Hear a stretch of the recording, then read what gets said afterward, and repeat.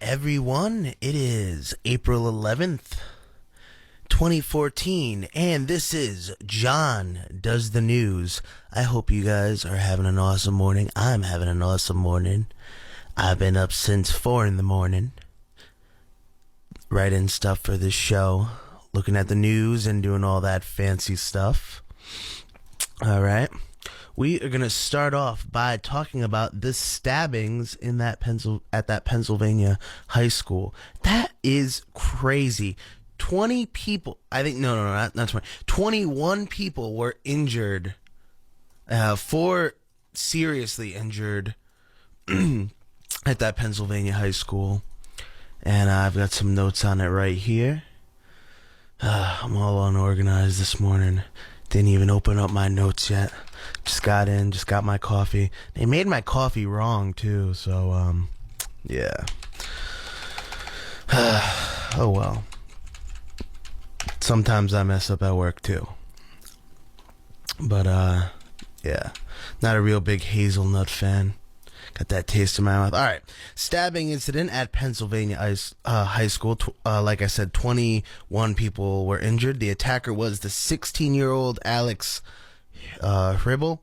If I say his name wrong, I'm going to say his name wrong. Who cares? He is going to be arraigned as an adult. He faces 4 counts of attempted homicide, 21 counts of aggravated assault, and 1 count of possession of a weapon on school grounds. Hribble was described as a loner and shy by his classmates, and his neighbor thought that he was just a normal kid. And you know that always happens. Someone freaks out, murders someone. They ask the neighbor, "Oh, he's just a normal guy. I had no idea that he would do such a thing." That's usually the people who freak out, like the shy, loner type people. It's too bad. Can't be shy or a loner anymore without people being freaked out by you or creeped out by you. But I don't know, like, was this kid bullied or something? Like, apparently he had, like, no mental health issues. Like, he wasn't taking any medication. This is all, like, according to his lawyer.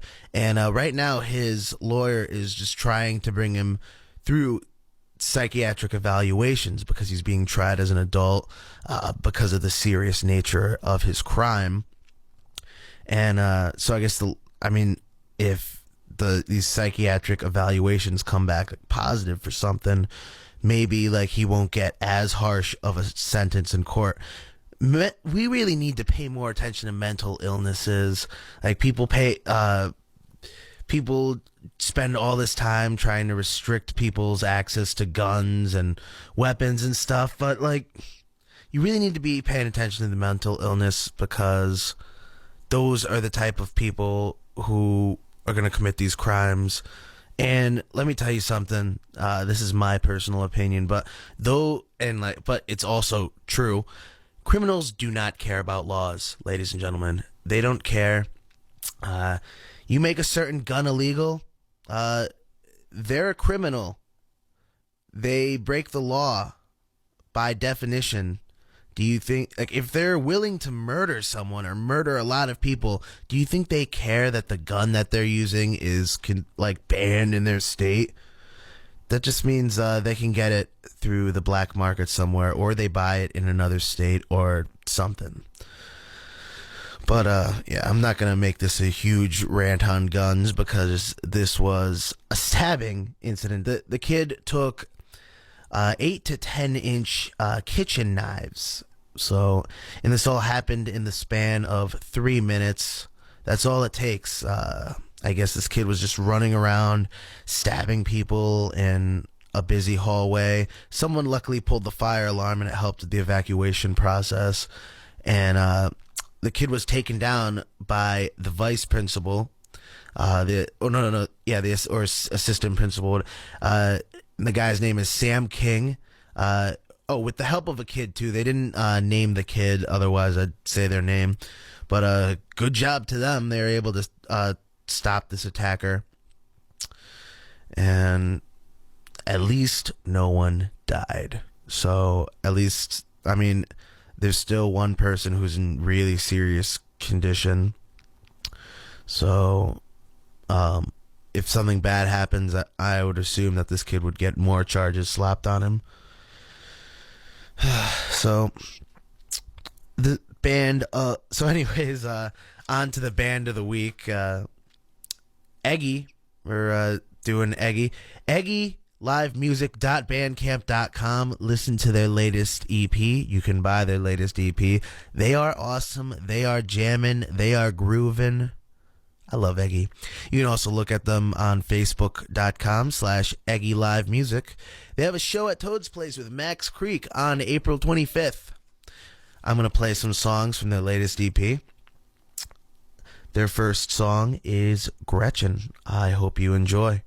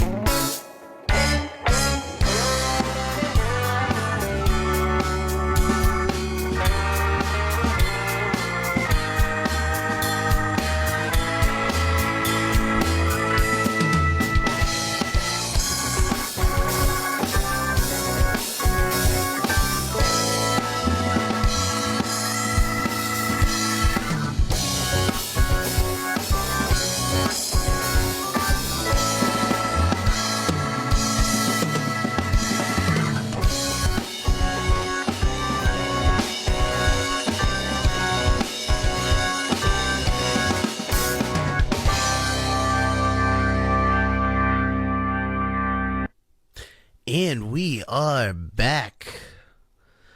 Russia is laying down the landmines in Ukraine. Landmines are apparently at the entry points between the continental part of the Ukraine and the Crimean Peninsula. I guess the minefield is fenced in with warning signs that say mines. The Ukrainians are not really excited about this, obviously. Kyiv on Thursday charged that Russian troops were laying anti-personnel mines in the Ukraine, and that because they had grabbed the Ukrainian stockpile that's used for training. Apparently, they're strongly concerned about the use of anti-personnel mines by the Russian armed forces in several parts of the Ukrainian territory. That's what they said at the Ukrainian delegation meeting about landmines in Geneva. So, I mean, they really can't do much about this, though, because it's occupied by Russia. And I don't think they're going to get Crimea back anytime soon. Russia is like a superpower.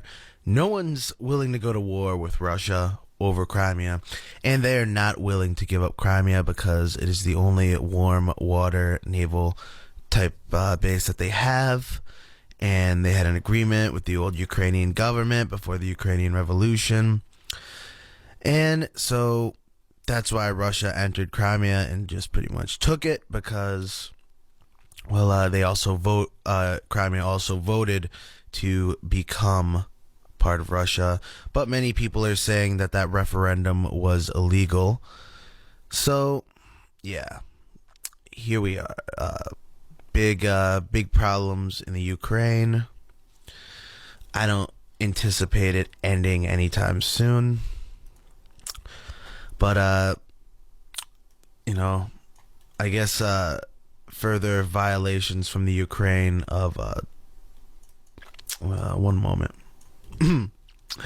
Further violations will cause Russia to cut off the gas. Prepaid gas deliveries to Ukraine completely cut off natural gas supplies.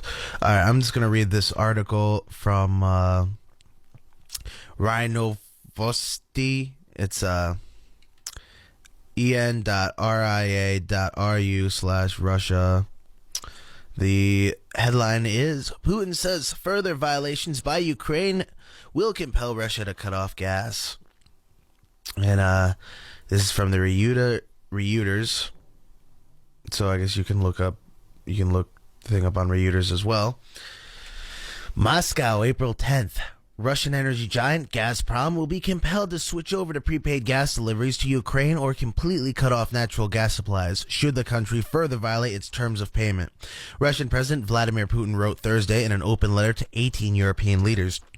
Gazprom is compelled to switch over to advance payment for gas deliveries, and in the event of further violation of the conditions of payment, will completely or partially cease gas deliveries, Putin explained, saying this was undoubtedly an extreme measure. Talk of a gas cutoff came as Ukraine again defaulted on its gas debt in March, swelling past the November record of $1.45 billion. Putin explained that Gazprom's decision to switch to upfront payments for gas stemmed from Ukraine's inability to pay its debts, despite unprecedented price cuts that Kyiv had been recently enjoying. I'd like to draw your attention to the fact that in March there was still a discount price applied. That is, the price was $268.50 per 1,000 cubic meters of gas. And even at that price, Ukraine did not pay a single dollar, the president said. Putin also pointed to a whole string of discounts that Ukraine had been granted over the years, slashing Ukraine's gas bill by almost a third. But the country continued to violate its contract obligations, prompting Gazprom to rethink its delivery strategy, the Russian leader said. We fully realize that this move increases the risk of natural gas passing through Ukraine's territory being siphoned off as it heads to European customers. We also realize that this may make it difficult for Ukraine to accumulate sufficient gas reserves for its use in the autumn and winter period, Putin wrote. The president said that uninterrupted gas transit to Ukraine would require the country to pay Russia about $5 billion upfront in the near future before the state-run energy company pumped 11.5 billion cubic meters of gas into Ukraine's underground storage facilities. Putin also noted that the European Union was expected to own up to its pledge to help Ukraine out. The fact that our European partners have unilaterally withdrawn from the concerted efforts to resolve the Ukrainian crisis, even from holding conciliations with the Russian side, leaves Russia no alternative, the message read. Russia cannot and should not unilaterally bear the burden of supporting Ukraine's economy by providing discounts and forgiving debts. And as point of fact, using these subsidies to cover Ukraine's deficit in its trade with the EU member states. Putin called out on the country's EU partners to join conciliations at the ministerial level to help Ukraine's economy out of the woods. So it looks like the Ukraine owes Russia. I guess this would make Ukraine even angrier at Russia. But, they need their gas, so maybe they'll comply, maybe they won't. We'll see. So there's so that's it for Russia right now. I guess Brazil, they released the biggest swarm of genetically modified mosquitoes ever. And they might save us all, believe it or not. You think of mosquitoes as pests. They really are pests. I hate mosquitoes. I live near in an area with a cove and there's water around. So that's like the mosquitoes HQ in the summer, and it gets really bad, and they're just around to like pick us off. They suck our blood. That's what they live on. And so, I've never really understood mosquitoes, but I guess they do have some use. All right, this article is from theglobalpost.com. It's written by Jon Does. You can follow Jon Does at Jon Does on Twitter, obviously. So I guess I'm gonna read this article now. It's a little lengthy, but also really, really cool. A lot of people think that GMOs are genetically modified things are bad, but I mean, they might be, but right now there's no evidence to prove that. And people really don't think about how GMOs help countries that, like third world countries. It helps them eat, helps them survive. We are in a privileged enough country that we can just buy organic or buy natural, but not everyone can do that. So it's either these people can eat the GMO food or they can eat no food. Anyways, it just genetic modifying is not just involved in food. So anyways, I'm going to go on with this article. Again, it's from theglobalpost.com. Jon Does. And this is the headline again. This is the biggest swarm of genetically modified mosquitoes ever set free, and they might save us all.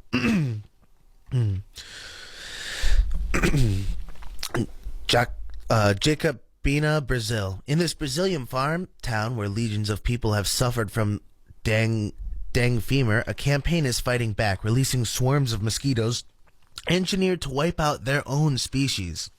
As workers open plastic containers allowing millions of newly hatched Aedes aegypti, I can't say the name, these like special genetically modified mosquitoes, to spread their wings and flutter into the sky. It seems counterintuitive after all. This is the same pesky bug that transmits the dengue virus through a human to mosquito to human cycle that's surprisingly difficult to break.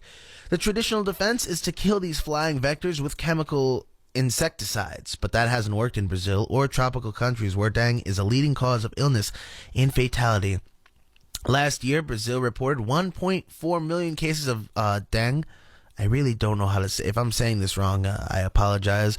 This dengue, it's dengue, or dang, whatever. I'm going to continue reading this article, which is the epidemic in 3 of the 12 host cities for this summer's World Cup. There is no vaccine. The most severe form of illness dengue hemorrhage fever can lead to shock, coma, and death. That's where the Frankenskeeter comes in. The insects are genetically modified in a laboratory with a lethal gene designated to devastate the population and reduce dengue spread. We need to provide alternatives because the system we have now in Brazil doesn't work, said Aldo Malavasi, president of Moscamed. All these things are hard to pronounce. A Brazilian company that's raising and testing the GM mosquitoes in Jacopina, located in eastern Bahia state. We have thousands and thousands of cases of dengue, and that costs a lot for this country. People are unable to work. But like with genetically modified foods, manipulating the genes of blood-sucking insects and then setting them free is raising concerns about potential impact on human health and the environment. Critics contend that the more laboratory studies must be carried out before releasing highly mobile GM insects into the environment. They are even harder to recall than plants are, and if anything goes wrong, says Helen Wallace, director of the British environmental group Gene Watch. However, conventional public health campaigns to fight dengue by fumigating and adding larvicide to water tanks have had little impact because these mosquitoes often live and breed inside homes and develop resistance to insecticides. Bed nets used while sleeping are useless because the mosquitoes that carry dengue bite during the day, not at night. Education campaigns urging people to wear repellent and long sleeves have fallen on deaf ears. These obstacles, plus increased travel and trade, had led to 30-fold jump in dengue cases around the world since 1960, according to the World Health Organization. I had a fever. My body ached, said Luisa Rosa de Jesus, a retired cleaner who was bedridden last year amid a major outbreak of dengue in Jacopina. On the 7th day, my gums began to bleed. I went to the clinic and they said I had dengue hemorrhagic fever. To present more such cases, Malavasi and his team are working with a strain of this mosquito developed by a British biotech firm called Oxitec, known as the Ox513A. It is the world's first genetically modified insect to be set free in the wild. A small number were first tested in 2010 in the Cayman Islands and Malaysia, but the largest ever field test, according to Oxitec, is now underway in Jacopina. The mosquitoes contain a lethal gene but survive in the lab with the help of the antibiotic tetracycline. Once they reach larval stage, the males are separated from the slightly larger females, which are destroyed. The males, which don't bite, are released so they can mate with wild females. Their offspring inherit the lethal gene and die before they can reproduce because in the wild there is no tetracycline. The strategy is similar to programs that use radiation to sterilize agricultural pests like the Mediterranean fruit fly. Irradiated mosquitoes, however, are too weak to mate, which is why scientists have gone to the GM route. Malavasi says GM mosquitoes could work in rural areas and small and medium-sized towns. Rather than the silver bullet, he describes them as a part of a broad armory that must be used to fight dengue. It is like a live insecticide, Malavasi says, but Wallace of Gene Watch focuses on the potential dark side. She points out that a small number of these GM mosquitoes are inadvertently released along with the males and could bite people, raising the possibility of an allergic reaction. In addition, she says the offspring could survive by feeding on food or waste contaminated with tetracycline and pass on their GM traits. So, yeah. I think that this is a good idea. Mosquitoes can be really harmful and carry all sorts of weird diseases.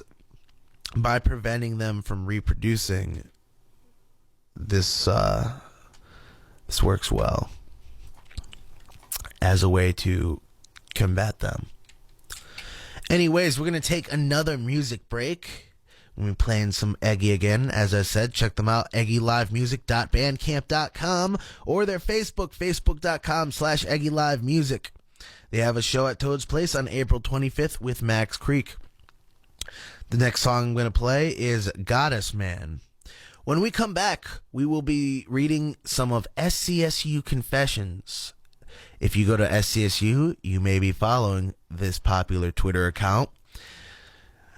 Me and the Twitter creator are friends, and we decided that what better way to entertain you all than to read some of these tweets. So yeah. Anyways, I'm gonna play Goddess Man, and when I get back, you're gonna hear some confessions.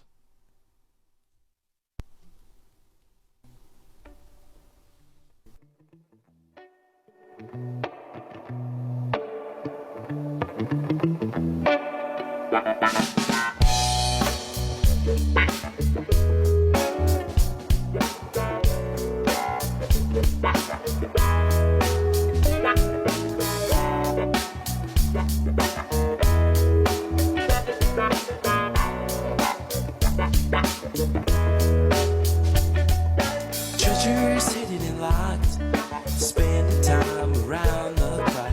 Avoiding tasks makes it hard to realize when you've gone too far. It's all the same every day, watching as you lose your way. How you feel you soon reveal, but have no grasp of what is real. What you learn you'll soon forget. It takes the things that bring you down. See what you'll soon regret. What goes around comes back around here. Slipping away, fading in and out. Weep a land wobble, but you don't fall down. How long can you stumble about before all of your luck runs out? Shades of gray take you away. Artificial color gets you through the day. The bridge you're on is about to break. You can hop on off, you can walk the plane. What you've learned, you'll soon forget. It takes the things that bring you down. See what you'll soon regret. What goes around comes back around here.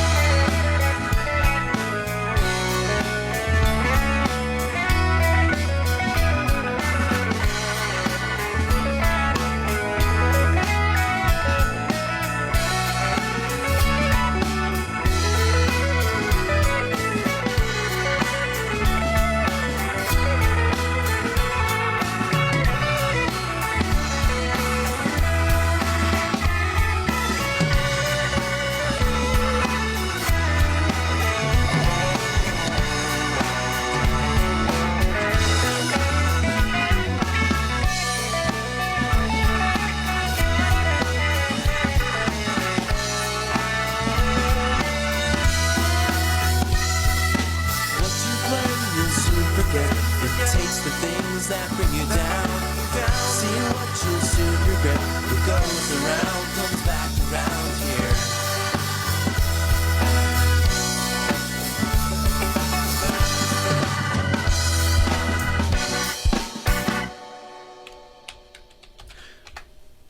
And we are back. How you guys doing? All right, so SCSU Confessions. This has blown up since last few semesters ago when my friend first created it. It is 825 followers now. Almost all of them are Southern students, so that makes up a pretty big population of the campus. So, and it, the way it works is my friend made it this Google document, and people can just submit their confession anonymously to him. There's links posted to the confession page. Go on facebook.com/SCSU confess. That's SCSUCONFESS. Or follow on Twitter at SCSU_confess. SCSU is in all caps. I don't know if that really matters or not. But some of the tweets are pretty funny too. You definitely want to check that out. The Twitter page is much more popular than the actual Facebook page. But the cool thing is the Facebook page is just the confessions. So if you want to read some of these cool confessions, go to the Facebook page. So I'm going to read some of these. Right now there's 113 confessions. And so I'm going to read some of them. Some are better than others. Some people just write really, really lame confessions. Let's read. Oh, the first confession is not up there. Weird. Confession number 2. Oh, no, I'm not reading that one. Confession 5. I steal the half-empty toilet paper and paper towels from the bathrooms. Ooh, what a rebel. That was posted on April 1st, 2013. A lot of people do that. They started, so yeah. Confession number 8. I've publicly urinated in so many places around campus that it really isn't funny. ... One of your favorite chill spots around campus may also double as a restroom on the daily. Gross. Really gross. Anyways, moving on. Confession number 10. I used to place the army men around campus. No one will ever know why I did it. I remember that. If you were going to SCSU a few semesters ago, there were just random army men all around campus. I guess this person decided to post it here. Confession 16. I haven't read a single book in any class I haven't taken, and I'm going to be a senior. Great standards here at SCSU. Confession number 19. The basement of Pell's was recently painted and now looks like a psych ward. Yeah, it totally does. Have you ever been down there? There's no windows. It's kind of creepy. Confession number 20. When I go to con, I sometimes put my dirty cutlery back into the clean cutlery. Sharing is caring. Gross. Got a lot of gross people here sharing confessions at SCSU confessions. Confession 26. Oh, no, I'm not going to read that one. It's illegal.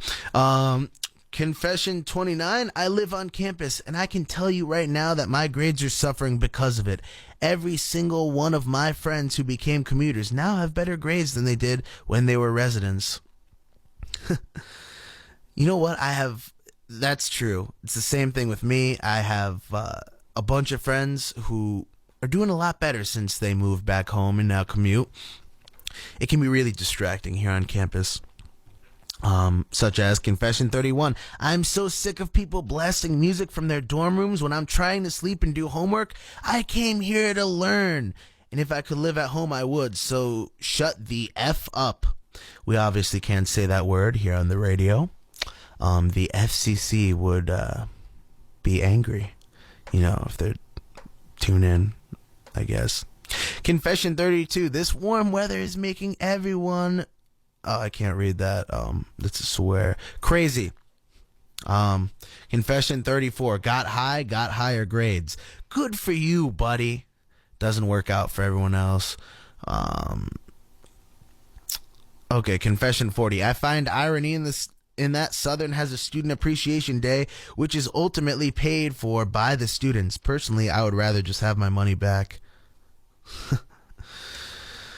All right, Confession 42. I don't know if this is true, so nobody panic. I saw a giant empty bottle of X-Lax in the dumpster behind Con Hall. The joke being that Con Hall puts laxatives in their food.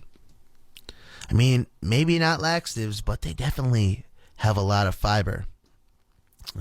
Confession 45. People who drop out of the nursing major because they have horrendous grades just drop down to exercise science because it requires no GPA at all. I'm an exercise science major with at least a 3.75, and those failed nurses talking about our major like a last resort piss me off. Oh, yeah, I know how it is. People not taking your major seriously. My friend actually did exercise science, and he couldn't cut it. It was actually hard. Once he got to anatomy, that's when things started getting tricky. Okay, gonna read a few more raunchy confessions. Confession 51. Going to college has shown me how sexually active most women in this country are, and the sheer lack of respect the majority of them have for themselves. Attending university has seriously made me want to stay single forever. Why should I wife it up when half the dudes she came across in college got to have it for a night or two? Good question, buddy. Good question. As sexist as that may be. All right. Can't read that one on the air. Let's see. I'm getting really sick of the... Okay. Confession 54. I'm getting really sick of some of the obnoxious kids who sit by and hang out near the desk attendants. No one wants to talk to you. Stop trying. I just want to get an effing snack from the vending machine. I know how that is, actually. That's really weird. Like some kid, like you're tired, you just want to get a snack from the vending machine, and someone wants to strike up a conversation with you. Confession 55. I've seen coke nails on con hall workers. Nasty. I think I know which person they're talking about. Confession 57. I steal sweet and low packets from the Dunkin' Donuts at the Student Center. Yeah, the Dunkin' Donuts, this is where one of the places where the radio plays, so stay on the lookout for some sweet and low thieves. I'm going to go up a little bit more. Let's see. Reading some more. Some of these are just like angry rants that people do. Confession 73, I don't even lift. Whoa, man. Oh, Confession 66. Wait, the owl is a chick? Confession 67. I keep missing out on events because I have no one to go with and have social anxiety. Let's see. If you work on campus, never do done night. It's done. They wrote done, not the. Never do done night shifts. It'll ruin your life in grades. Okay, noted. Confession 77. When I used to live in North, I used to piss in the dryers. Lovely. Confession 78. When I lived in North, I pulled the fire alarm during finals week at 4 a.m. Never got caught. Good for you, buddy. Good for you. Confession 79. I punched holes in every dorm I lived in, and I never got charges when my friends would always get charged because it wasn't clean enough. That's just unfair. I know how it is. Sometimes they charge like the whole floor. Or it really depends on the hall, I guess, and how strict they are. Confession 81. I had an ex-girlfriend that vandalized her own car and tried to get me arrested by the Southern police. Well, that's why she's your ex-girlfriend, buddy. Don't date crazy. All right, reading some more. Oh, here's a nice opinion. Confession 86. People who get drunk every Thursday in their dorms are pathetic and make complete fools out of themselves. Really? I don't know. I think it's okay to go out and party every once in a while, but some people are very anti-party lifestyle. I guess you can't really make party in your life, but you're in college, so this is the time, if ever. Confession 87. Park right in front of Lyman. Don't need a parking pass. You're welcome, everyone. Confession 88. The Bagel Wagon is the best place to be when you feel like eavesdropping. I hear the funniest and weirdest things. That's actually true. If you ever just hang out outside near the Bagel Wagon, you will hear the craziest conversations ever.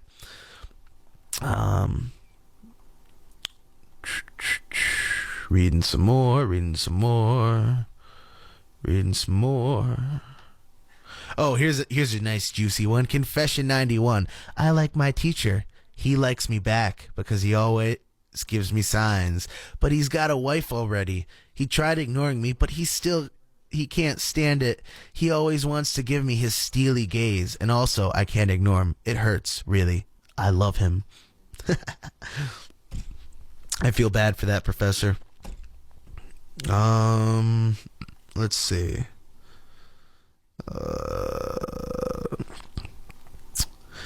Confession 95. I seek out poorly parked vehicles in the garage so I can park so close to them that it's nearly impossible for the person to get in their car.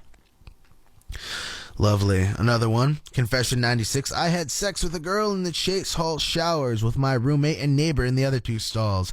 Hashtag chase it. Confession 97. Dana from Wilk is always drunk. Hashtag drunk girl. Good for you, Dana. Confession 98. Want to call out and find why the shuttle stops at 1 on Fridays? The garage is just as far on Friday. Learn to walk. It's, it's nice out now. Confession 100. Last year, I jumped out of the third floor of the parking garage into a snowbank, completely sober. Why? Why would you do that? That sounds dumb. Confession 101. After 15 shots of Dubra, my roommate jumped into the ceiling fan in the fourth floor of Chase. Hashtag chase it. I'm guessing it's the same person who had sex in the Chase showers. What a party animal. Confession 102. The cashiers at the food court and the student center don't know what the F they're doing. Yeah. All right. Confession 103. I always fart in the elevators when I am alone in them. So it's you. Nah, you ever open up the elevator and it smells like farts? It's not fun. Confession 104. My lab partner is a B word, so I stick gum under her desk. She can't move her seat because there aren't any seats left. Ha ha ha ha.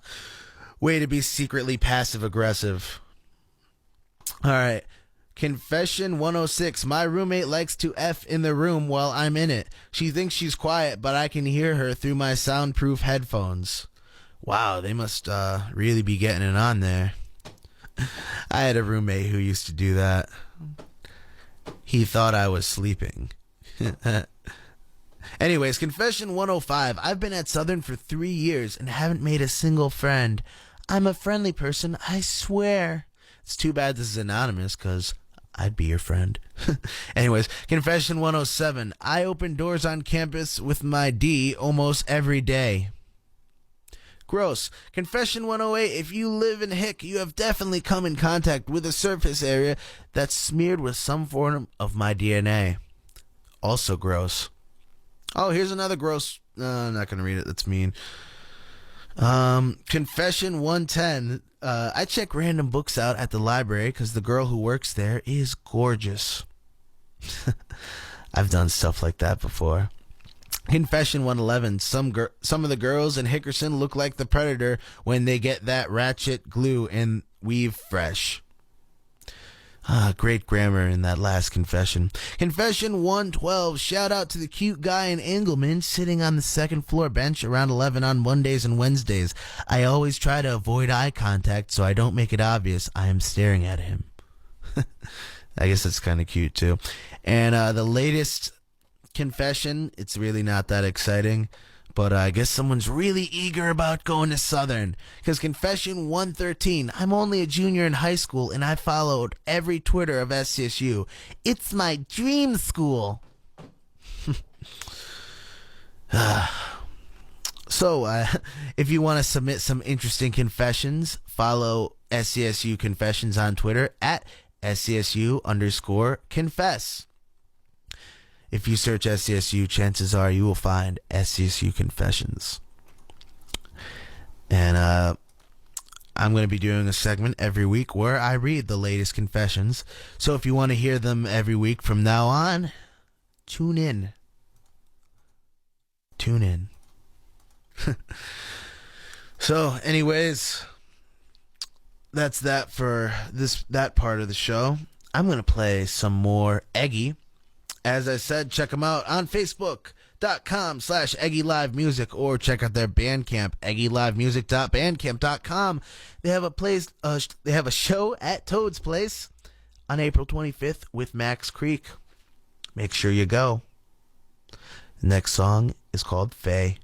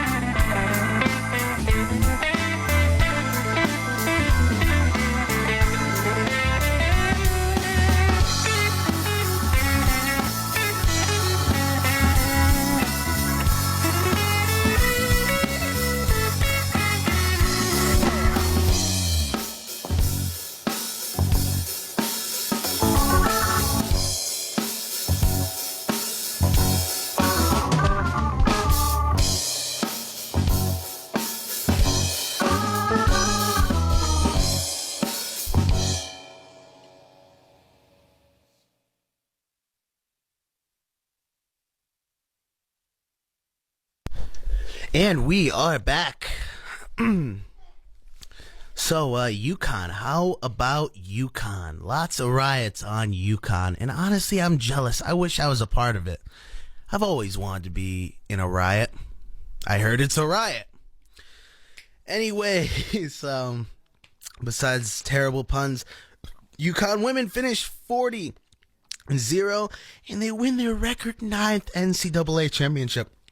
Congratulations to the Yukon women and the Yukon men. We own college basketball. It's pretty much the only thing that Connecticut has going for them. So yeah, that and really high taxes. So if you like basketball and high taxes, come to Connecticut. But anyways, on with the news. Stephen Colbert is going to replace David Letterman. That's crazy. Letterman, I guess, is retiring. Well, maybe not so crazy. Letterman is retiring next year. And they've thought that the best replacement was Stephen Colbert, who is currently the host of The Colbert Report on Comedy Central. I love The Colbert Report. I love his persona. His persona is like a conservative, but like really like almost too conservative. It's satire basically, and he's really, really good at it. His interviews are incredibly entertaining. He's really good at improv. So like obviously a lot of the stuff is scripted, but not the interviews. And I think he was part of an improv club with Steve Carell when he was in college. I could be wrong. Like I know there was this big improv club with a bunch of really like big names that ended up becoming Hollywood famous. But Stephen Colbert, he is a really funny guy and a good guy too. So I'm really glad to see that someone nice got the job. But it's bittersweet because I also enjoy The Colbert Report a lot. It's really funny. They do a great job. They don't mess around. I've always wanted to go to a taping, so maybe I'll go before he gets his gig on the Late Show. But it's going to be interesting. He's not going to have the same persona. It's going to be his own persona. But I hope he's able to have that funny improv feel. And I feel like also it should raise the ratings in the age group for this late night show. David Letterman is old, and old people like him. It's time for a younger generation to tune in. It's just like the Tonight Show with Jimmy Fallon now. Way more people are watching it now that Jimmy Fallon's hosting it. Jimmy Fallon is a great host. He did SNL. He's entertaining. He knows how to put up a show. And so I guess they're trying to do the same thing with Colbert, because Colbert can do the same exact thing. So congratulations, Stephen Colbert. This is just after there was this big hate campaign on Twitter. Hashtag cancel Colbert. There's this girl who started it, and she's all butthurt about it. Wanted to get his show canceled. But as I was reading those, anyways, on to other things. As I was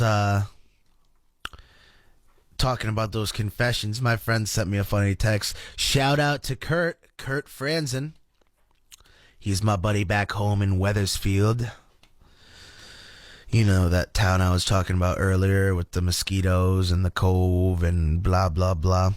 Shout out to Kurt. But he texted me, I have a confession. I listened to your show naked. How does that make you feel? And I was slightly aroused. My voice can do that to people. Slightly arouse them. It does not completely arouse them, but it only slightly. And so, yeah. Anyways, on to more showbiz type stuff. A Tosh.0 production assistant was mistakenly killed by an LA sheriff deputy. I guess this story is from Gawker. It's by Taylor Berman. And so you can check it out at Gawker.com.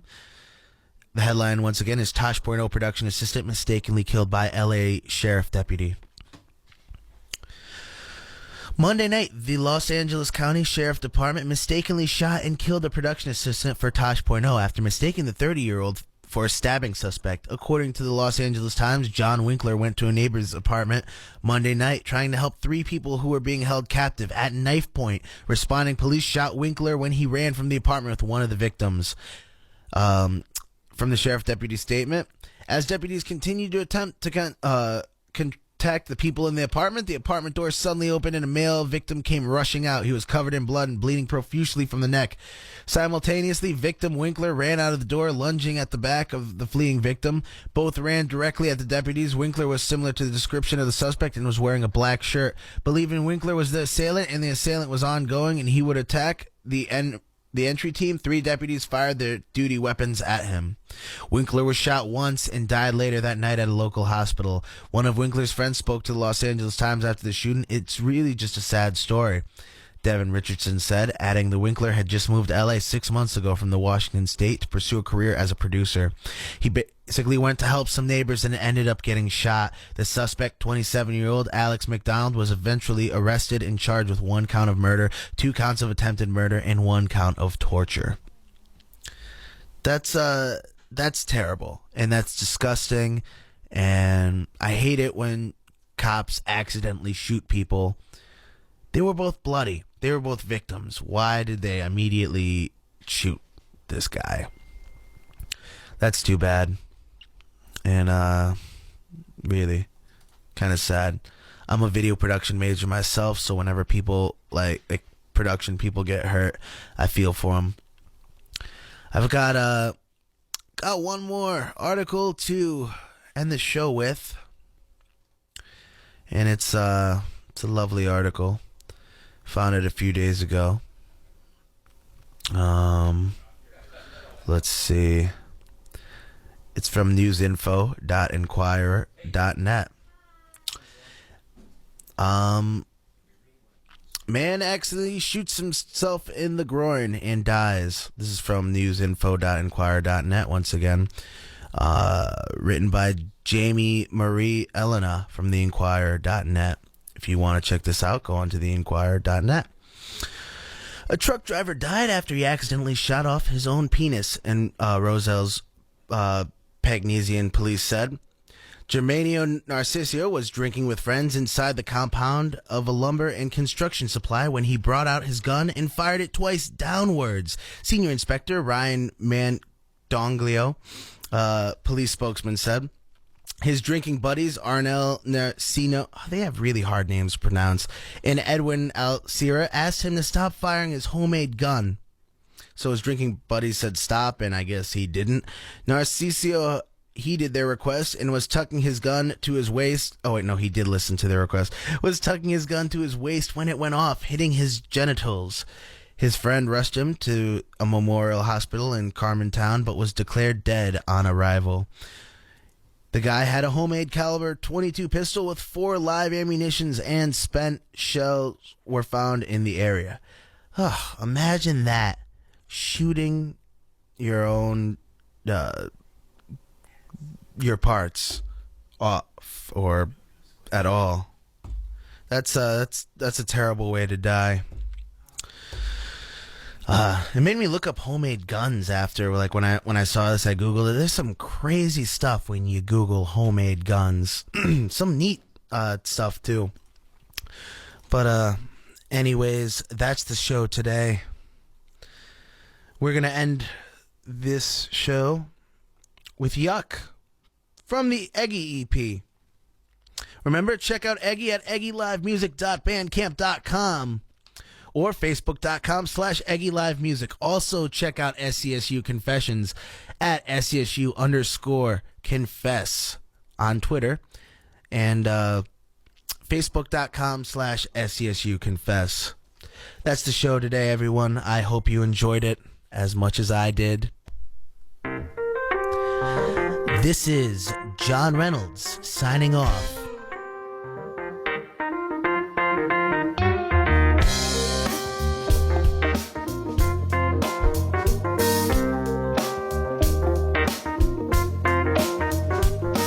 Back again, get out of here. You've really gotta go. Just give me some direction. There is little that I know. Don't be afraid, just walk away.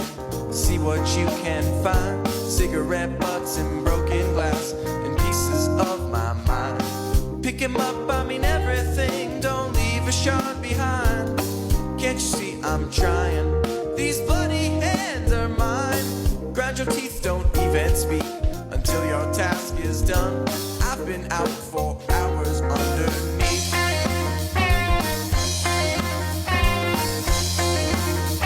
You ask for help, I tell you yeah. You question everything. That's why you're stuck and out of luck. Yeah. It's a dope shit.